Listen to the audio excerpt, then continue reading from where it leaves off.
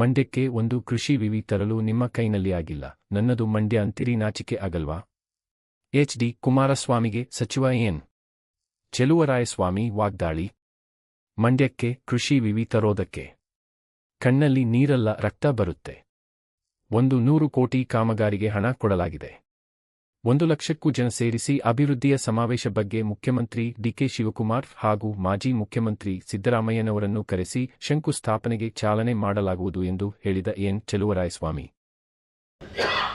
ಹಾಸನ, ಮೈಸೂರು, ಕೊಡಗು, ಚಾಮರಾಜನಗರ, ಮಂಡ್ಯ ರೈತರಿಗೆ ಒಂದು ಸಂಶೋಧನೆ ಮಾಡ್ತಕ್ಕಂತ ಒಂದು ಒಳ್ಳೆಯ ವಿಶ್ವವಿದ್ಯಾನಿಲಯ ಬೇಕು ಅಂತ ಹೋರಾಟ ಮಾಡಿ ನಾವು ಪ್ರಚಾರಕ್ಕೆ ಹೋಗ್ಲಿಲ್ಲ. ರವಿ ಮೇಲೆ ಜಗಳ ಆಗ್ಲಿಲ್ಲ, ಉದಯ್ ಮೇಲೆ ಜಗಳ ಆಗ್ಲಿಲ್ಲ, ಡಿಸಿ ಮೇಲೆ ಪತ್ರ ಬರೀಲಿಲ್ಲ.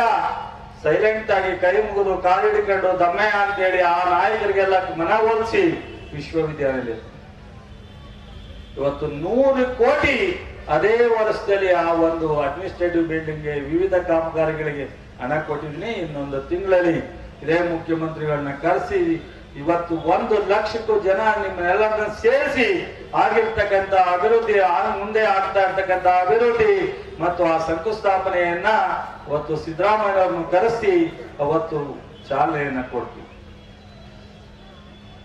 ನಮ್ಗೆ ಇನ್ನೂ ಇಷ್ಟಕ್ಕೆ ತೃಪ್ತಿ ಇದೆ ಅಂತ ನಾನು ಹೇಳಲ್ಲ. ನಮ್ಮ ಜನರ ನೀರು